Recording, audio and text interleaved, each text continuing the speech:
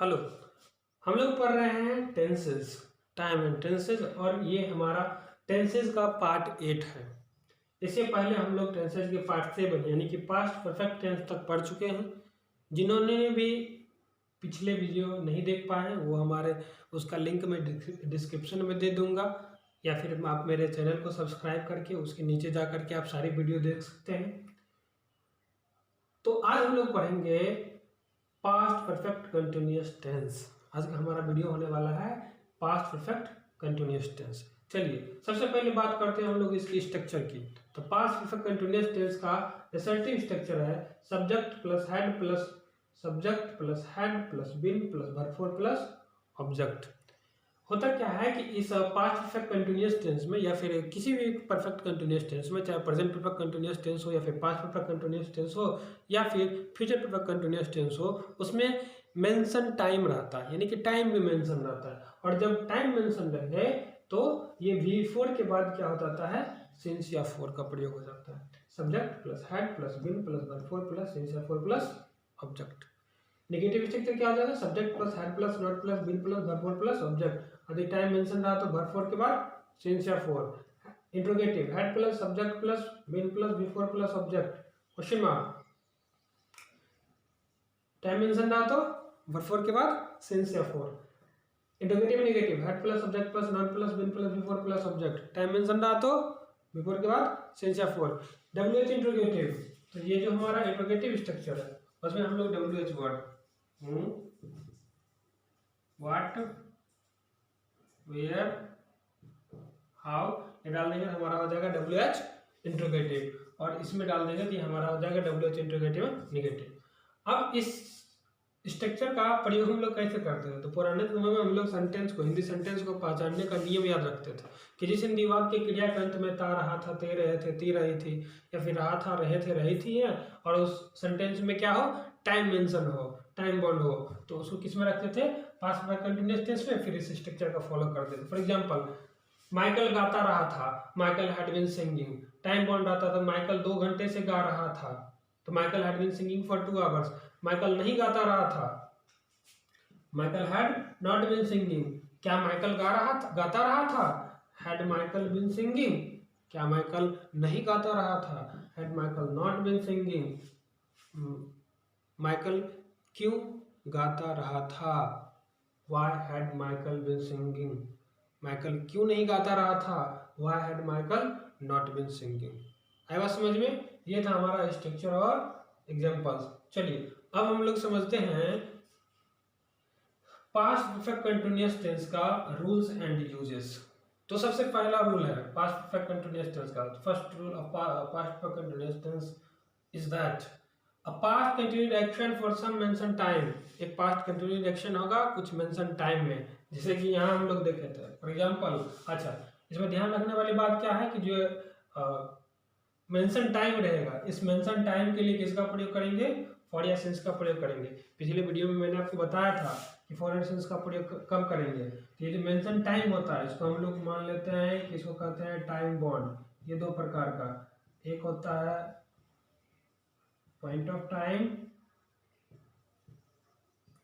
दूसरा period of time. Point of time क्या हुआ, जो कि टाइम के एग्जैक्टनेस को बताएगा, जैसे 10 बजे से 2 बजे से, सोमवार से 1980 से, तो ये हमारा पॉइंट ऑफ टाइम बताता है, ठीक है। और ये पीरियड ऑफ टाइम क्या होता है, पीरियड को बताएगा, जैसे 2 घंटे से, 10 दिनों से, 10 साल से, ये हमारा पीरियड ऑफ टाइम है। तो जो पॉइंट ऑफ टाइम है इसके लिए हम लोग प्रयोग करते हैं सिंस का, और पीरियड ऑफ टाइम के लिए फॉर का। तो ये क्या लिखा हुआ है समझते हैं। एग्जाम्पल, बबली का नाच सोमवार से ही जारी था, यानी कि पास्ट का कंटिन्यूड एक्शन था फॉर अ मेंशन टाइम के लिए, सोमवार से, है ना। तो ये सोमवार से टाइम ऑफ एग्जैक्टनेस हुआ, तो इसके लिए सिंस का प्रयोग करेंगे। Babli had been dancing since Monday. Clear है। चलिए बात करते हैं पास्ट परफेक्ट कंटीन्यूअस के टेंस के रूल नंबर 2 की।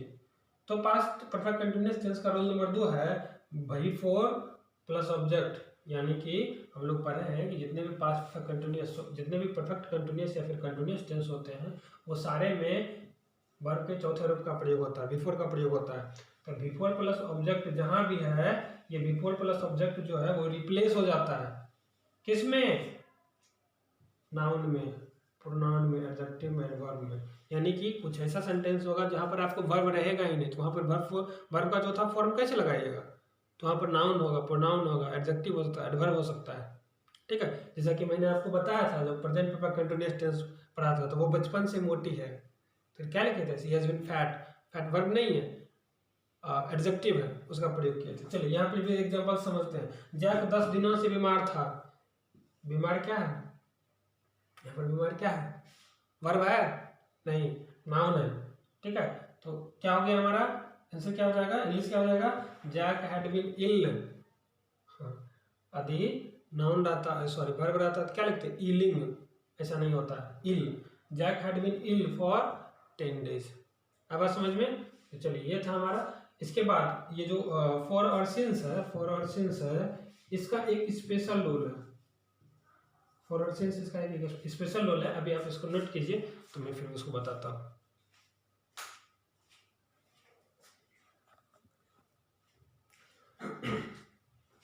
चलिए यहाँ पर लिखे इस सारे चारों सेंटेंस को ध्यान से पढ़िए, ध्यान से देखिए। क्या लिखा हुआ? I had been playing cricket for last 10 days। For last 10 days। I have been playing cricket for last 10 days। यहाँ पर देखिए तो सिमिलर है ना? सिर्फ इसमें चेंजेस क्या है? हैड बीन है, हैव बीन है, यानी कि ये पास्ट परफेक्ट कंटिन्यूअस है, ये प्रेजेंट परफेक्ट कंटिन्यूअस। ठीक है, next. I had been playing cricket for 10 days last month. I have been playing cricket for 10 days last month. तो आप क्या समझे कि ये दोनों में से कोई एक सही होगा, फिर ये दोनों में से कोई एक सही होगा। ऐसा तो नहीं कि दोनों का दोनों सही होगा, चारों सही है, नहीं है ना? आएगा समझ में कुछ? तो कौन सा सही है थोड़ा सोचिए, मैं बताता हूँ। ये गलत है, ये सही है, और ये सही है, ये गलत है। कैसे पता करेंगे? ध्यान रखेंगे, इधर का स्ट्रक्चर तो है ही, ध्यान रखेंगे कि यदि फोर और सिंस है, क्या है? फोर और सिंस है, और इसके बाद आपको लास्ट है या फिर पास्ट है या फिर ऐसे करके रहेगा डॉट डॉट डॉट, और प्लस टाइम है। क्या है? टाइम है। तो याद रखेंगे कि फोर और since plus last past etcetera आएगा, etc, और कुछ रहेगा प्लस टाइम रहेगा, तो ये मेंशन होगा हमारा किस में? प्रेजेंट में। यानी किसको किस में रखेंगे?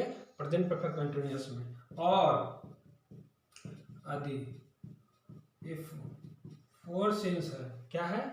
फोर और सिंस है, अब प्लस टाइम है, प्लस लास्ट पास्ट एक्सेट्रा है, तो ये हमारा मेंशन होगा किसमें? पास्ट में, यानी पास्ट परफेक्ट कंटीन्यूअस टेंस। बात समझ में आई? एग्जांपल में देख लीजिए।